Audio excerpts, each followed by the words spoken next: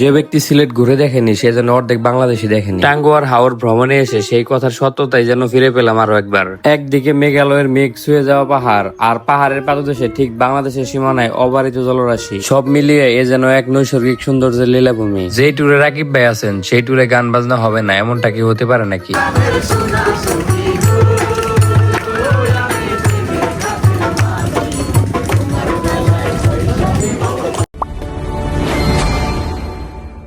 Hey hello guys, কি অবস্থা সবার? আশা করি সকলে ভালো আছেন। এতক্ষণে নিশ্চয়ই কারো বোঝা বাকি নেই যে আজকের ভিডিওটি কোন টপিকে হতে যাচ্ছে। সো আর কোনো দেরি নয়, চলুন ফিরে যাই মূল ভিডিওতে। টাঙ্গুয়ার হাওর ভ্রমণের এই যাত্রায় আমরা প্রথমে চলে গিয়েছিলাম ময়মনসিংহ রেলওয়ে স্টেশনে। ভ্রমণের শুরু থেকে আমাদের সাথে ছিলেন একজন স্পেশাল মানুষ, পুরো ভিডিও জুড়ে যাকে বারবার দেখতে পাবেন। ময়মনসিংহ থেকে আমরা হাওড়া এক্সপ্রেস ট্রেনে করে চলে গিয়েছিলাম মোহনগঞ্জ স্টেশনে। এই যে দেখেন সেই স্পেশাল মানুষ আমাদের রাকিব ভাই, যিনি পুরো ট্যুর জুড়ে আমাদেরকে গানে গানে মাতিয়ে রেখেছিলেন। দেখেন কিভাবে আমাদের ট্যুরের সবাইকে চিপস দিতেছিল রাকিব ভাই। পরপরই চলতি ট্রেনে শুরু হয়ে যায় গানের আড্ডা।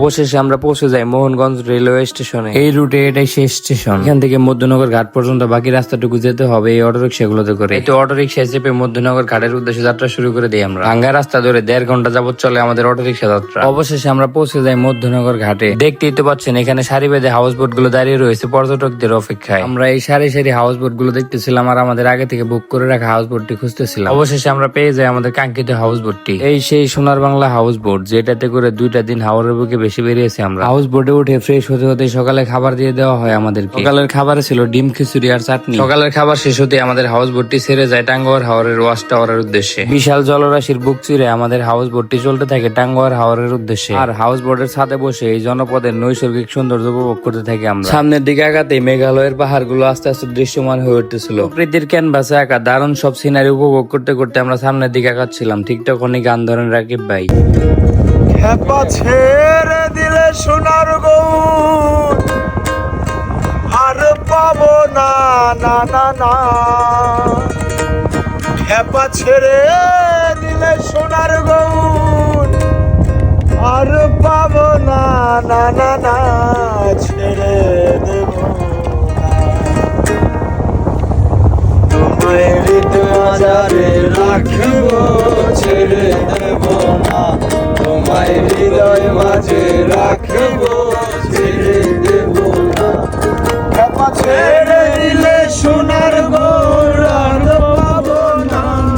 খেপা ছেড়ে দিলে সোনার গৌর আর পাবো না না না। ছেড়ে দেব না। রাকিব ভাইয়ের গান শুনতে শুনতে আমরা পৌঁছে যাই ওয়াচ টাওয়ার এলাকায়। যেহেতু হাউস বোট গুলো ওয়াচ টাওয়ার পর্যন্ত যেতে পারে না, তাই এই ছোট নৌকা গুলোতে করে জনপ্রতি 30 টাকা খরচে ওয়াচ টাওয়ারে গিয়েছিলাম আমরা। সরাসরি ওয়াচ টাওয়ারে না গিয়ে ওয়াচ টাওয়ারের পাশে হিজলবনে গিয়েছিল আমাদের ছোট নৌকাটি। সেখানে পৌঁছে হাওরের পানিতে দাপাদাপির পূর্বে সবাইকে নিয়ে গানে মেতে ওঠেন রাকিব ভাই।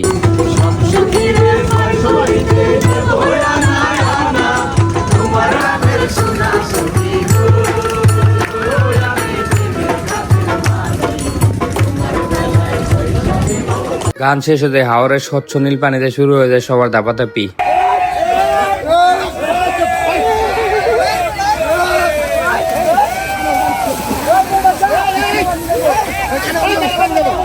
হাওরে দাবাদাপি শেষে আমরা আবার চলে আসি আমাদের হাউস বোটে। গোসল শেষে আমরা ফিরে আসতে হাউস বোটটি ছেড়ে যায় টাকের ঘাটের উদ্দেশ্যে। যাত্রা পথে হাওরের জাস্ট এই ভিউটা দেখেন, একেবারে হৃদয় জুড়ানো দৃশ্য। এমন নৈসর্গিক দৃশ্য যখন উপভোগ করতেছিলাম ঠিক তখনই আমাদের দুপুরে খাবার দিয়ে দেওয়া হয়। প্রথম দিন দুপুরের খাবারে আমাদেরকে ভাতের সাথে দেওয়া হয়েছিল আলু ভর্তা, সবজি এবং হাওরের ছোট মাছ। মেঘ, পাহাড় আর হাওরের সৌন্দর্য যেন দুপুরে খাবারের স্বাদকে বাড়িয়ে দিয়েছিল বহুগুণে। এমন সুন্দর দৃশ্য উপভোগ করার পাশাপাশি দুপুরে খাবার খাওয়ার সুযোগ কেবল টাঙ্গুয়ার হাওর ট্যুরেই পাওয়া যায়। মেঘ ছুঁয়ে যাওয়া মেঘালয়ের পাহাড়, মেঘ আর হাওরের সৌন্দর্য উপভোগ করতে করতে আমরা পৌঁছে যাই ট্যাকের ঘাট এলাকায়। ট্যাকের ঘাট এলাকায় নেমে আশেপাশে স্পট গুলো ঘুরে দেখে সেখানে রাত্রি যাপন করেছিলাম আমরা। ট্যাকের ঘাট থেকে 300 টাকা খরচে মোটরসাইকেল নিয়ে আশেপাশে স্পট গুলো ঘুরে দেখেছিলাম। প্রথমে আমরা চলে গিয়েছিলাম অপরূপ সুন্দর লাকমাছড়া ঘুরে দেখতে।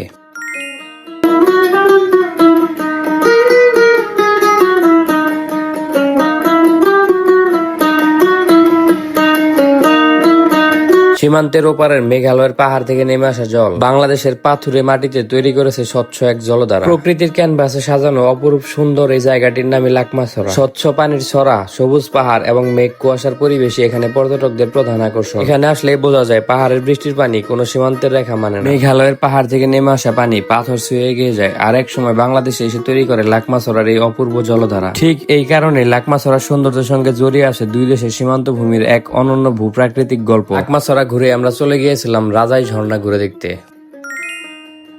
এই ঝর্ণাটি সুনামগঞ্জ জেলার তাহিরপুর উপজেলার রাজাই ও চাঁদপুর গ্রামের মধ্যবর্তী সীমান্ত এলাকায় অবস্থিত। এই ঝর্ণার উৎপত্তি হয়েছে ভারতের মেঘালয় রাজ্যের খাসিয়া পাহাড়ের কলা পাহাড় থেকে। বর্ষাকালে বা বৃষ্টি হলে এই ঝর্ণাটি তার আসল রূপ ও যৌবন ফিরে পায়। বৃষ্টির সময় পাহাড়ি ঢলে এর পানি অজরে শো শো শব্দে নিচে নেমে আসে। রাজাই ঝর্ণা ঘুরে আমরা চলে গিয়েছিলাম ট্যাকের ঘাটের সাদা পাথর এলাকায়।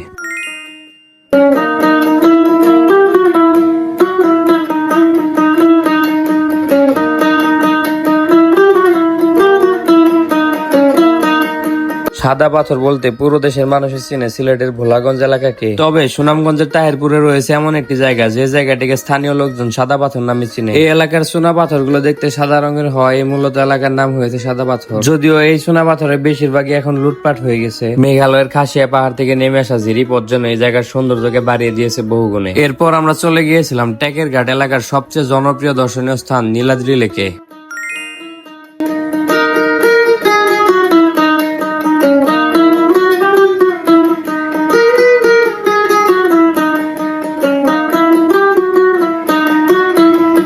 প্রথম দিনের শেষ অংশটুকু আমাদের কেটেছে এই অপরূপ সুন্দর নীলাদ্রি লেক ঘুরে। বীর মুক্তিযোদ্ধা শহীদ সিরাজুল ইসলামের স্মরণে এই লেককে আনুষ্ঠানিকভাবে শহীদ সিরাজ লেক বলা হয়। টাঙ্গুয়ার হাওর ভ্রমণে গিয়েছে কিন্তু নীলাদ্রি লেকে প্রেমে পড়ে নেই এমন মানুষ খুঁজে পাওয়া দুষ্করই বটে। নীলাপ স্বচ্ছ পানি, পাশে মেঘালয়ের সুউচ্চ মেঘ ছুঁয়ে যাওয়া পাহাড় এই লেকের সৌন্দর্য বাড়িয়েছে শত সহস্র গুণে। অন্য পর্যটকদের মতো আমরাও এই নৌকাগুলো ভাড়া করে নিয়ে নীলাদ্রি লেকের স্বচ্ছ জলে ঘোরার কথা ভাবতেছিলাম। ঠিক তখনই নেমে আসে ঝুম বৃষ্টি আর আমরা একটা জায়গায় আশ্রয় নিয়ে মেঘ, পাহাড়, লেক আর বৃষ্টির সৌন্দর্য উপভোগ করতেছিলাম। একদম নয়ন জুড়ানো দৃশ্য। কোন রকমের বৃষ্টি থামতে আমরা ফিরে যাই আমাদের হাউস বোটে। হাউস বোটে পৌঁছাতে আমাদেরকে সন্ধ্যায় চা নাস্তা দেওয়া হয়। বৃষ্টির কারণে সেদিন আর বাইরে বের হওয়া হয়নি। বৃষ্টিতে বাইরে যেতে না পারায় হাউস বোটে আড্ডাতে সময় কাটতেছিলাম। আর এই আড্ডার মাঝে রুমে আমাদেরকে রাতের খাবার দিয়ে যাওয়া হয়। রাতের খাবারে ভাতের সাথে ছিল আলু ভাজি আর মুরগি। খাওয়া শেষে সবাইকে নিয়ে লবিতে গানের আড্ডা দেন রাকিব ভাই।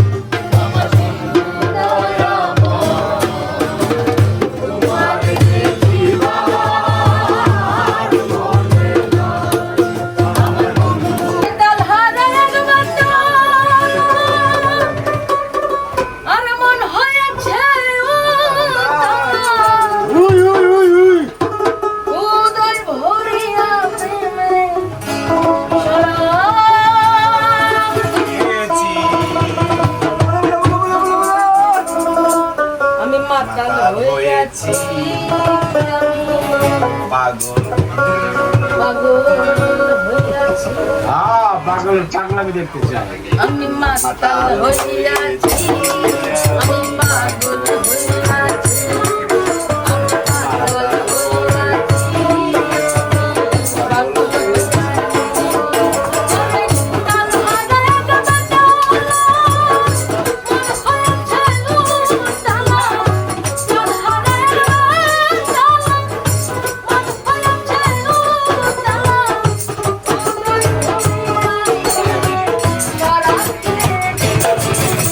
মাতা পাগল হইয়াছি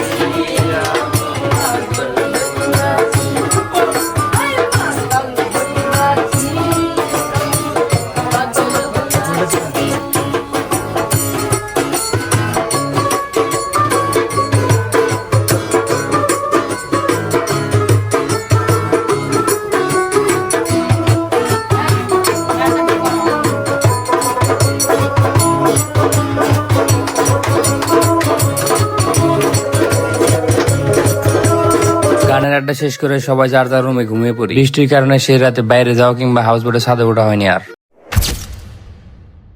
দ্বিতীয় দিন ভোরবেলা আমাদের হাউস বোটটি যখন টেকের ঘাট থেকে শিমুল বাগানের উদ্দেশ্যে ছেড়ে যায় তখন বাইরে বৃষ্টি হচ্ছে। হাউস বোটটি শিমুল বাগানের কাছাকাছি পৌঁছাতে আমাদেরকে দ্বিতীয় দিনের সকালের নাস্তা দিয়ে দেওয়া হয়। প্রথম দিনের মতোই দ্বিতীয় দিনের সকালের নাস্তাতেও ছিল ডিম খিচুড়ি আর চাটনি। বাইরে বৃষ্টি আর নাস্তায় ডিম খিচুড়ি একদম যেন ওয়েদার ডিমান্ড খাবার ছিল। খাবার খেতে খেতে আমাদের হাউস বোটটি পৌঁছে যায় মনিগাঁওয়ের বাদাঘাট এলাকায়। এই যে দেখেন আমাদের হাউস বোট ছাড়া অসংখ্য হাউস বোট ভিড়িয়েছে এখানে। উদ্দেশ্য শিমুল বাগান ঘুরে দেখা। বাদাঘাটের এই আলহাজ জয়নাল আবেদিন শিমুল বাগানে প্রবেশ করতে জনপ্রতি 50 টাকা মূল্যের টিকিট সংগ্রহ করতে হয়। প্রায় 100 বিঘা জমিতে 3000-এর মতো শিমুল গাছের সমন্বয়ে এই বাগানটি বাংলাদেশের সর্ববৃহৎ শিমুল বাগান। তাহিরপুরের মনিগাঁও এলাকায় জাদুকাটা নদীর কাছে গড়ে ওঠা এই শিমুল বাগানটি কোনো প্রাকৃতিক ভাবে তৈরি বন নয়। প্রায় 2000 সালের দিকে স্থানীয় বৃক্ষপ্রেমী ও ব্যবসায়ী জয়নাল আবেদিন নিজের জমিতে শিমুল গাছ লাগানোর উদ্যোগ নেন। এই শিমুল বাগানের আসল সৌন্দর্য দেখা যায় বসন্তকালে। লাল ফুলে ভরে ওঠা শিমুল বাগানটি বসন্তকালে পর্যটকদের অন্যতম আকর্ষণ হয়ে ওঠে। বসন্তের লাল ফুল মিস করলেও বর্ষায় গাঢ় সবুজ পাতা, বৃষ্টি ভেজা মাটি আর চারপাশের পাহাড় নদীর অন্যরকম সৌন্দর্য আমাদেরকে মুগ্ধ করেছে। শিমুল বাগানে আমাদের ঘুরে বেড়ানোর মুহূর্তটা আর অনেক বেশি গুণে সুন্দর হয়ে উঠেছিল রাকিব ভাইয়ের গানে। আমার কাজলা পাখি রে, আমার সুখের কয়তর রে, তোমায় লয়া উড়াল দিমু টাঙ্গুর হাওরে।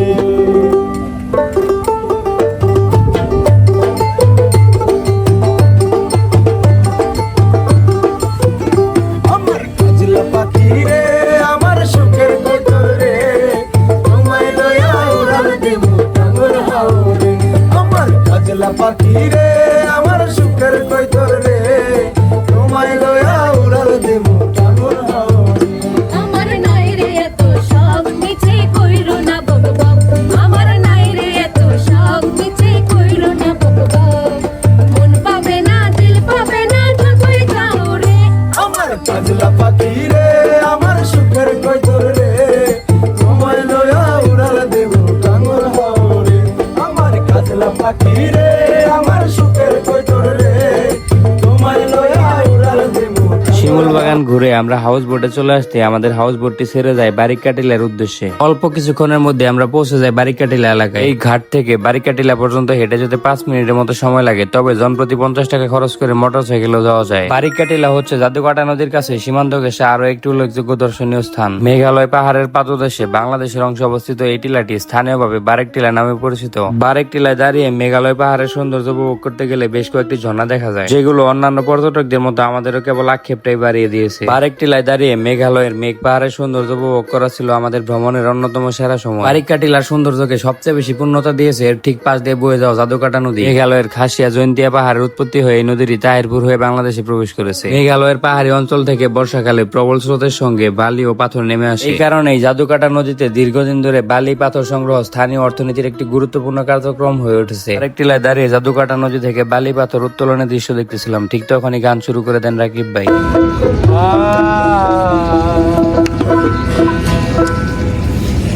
এমন যদি হতো আমি পাখির মতো উড়ে উড়ে বেড়াই সারাক্ষণ। কই কাউন্টার কই, উঠতে চাও না এটাই তো কাউন্টার রে ভাই।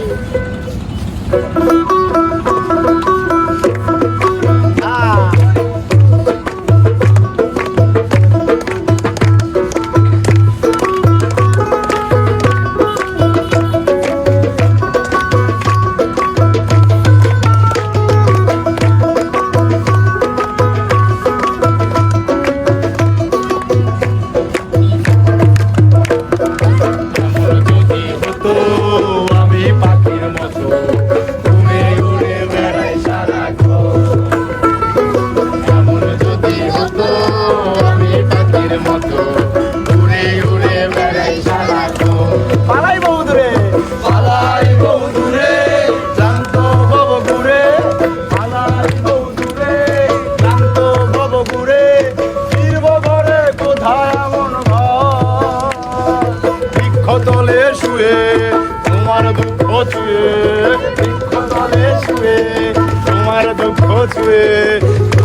হবে না কোনো স্বার্থপর। সবাই গাও। আমার যদি হতো আমি পাখির মতো উড়ে উড়ে বেড়াই সারাক্ষণ। আমার যদি হতো আমি পাখির মতো উড়ে উড়ে বেড়াই সারাক্ষণ।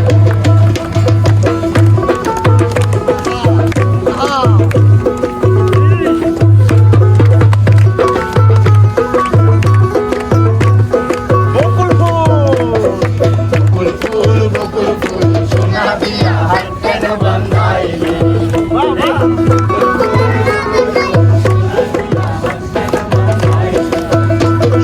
শালুক ফুলের রাজ নাই রাইতে শালুক ফুটেলো রাইতে শালুক ফুটে। আরে আরে আরে ফুলের রাজ নাই রাইতে শালুক ফুটেলো রাইতে শালুক ফুটে। আরে যাচ্ছে যার শোনে যার ভালোবাসা,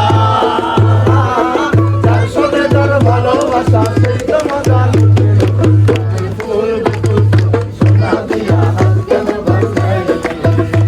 বকুল ফুল সোনা দিয়া হাত কেন বাঁধাইলি?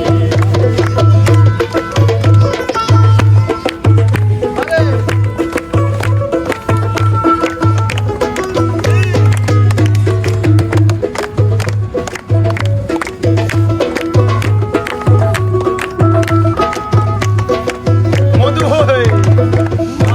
হই আরে বিষ খাওয়াইলা, মধু হই আরে বিষ খাওয়াইলা। কোন হারনে ভালোবাসার দাম দিলা? ওতে কোন ভীষণ পাই ভালোবাসার নাম দিলা। মধু হই আরে বিষ খাওয়াইলা, মধু হই আরে বিষ খাওয়াইলা। কোন হারনে ভালোবাসার দাম দিলা, ওতে কোন ভীষণ পাই ভালোবাসার দাম দিলা।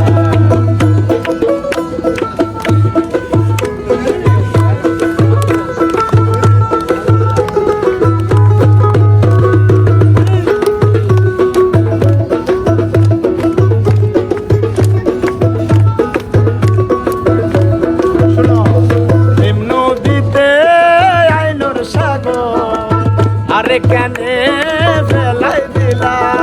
প্রেম নদীতে আইনোর সাগর, আরে কেনে ফেলাই দিলা?